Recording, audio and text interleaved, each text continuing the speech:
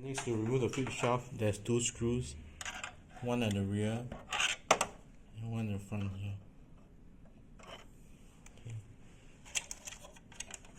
Make sure that the harness is out of the catch here. Okay.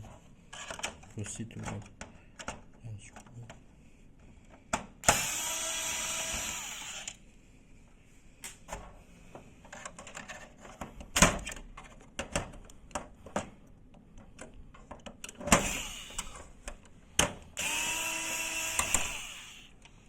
Once done, lift up the feed shaft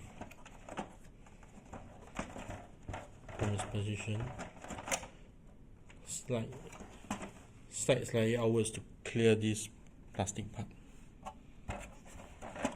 and lift up the feed shaft.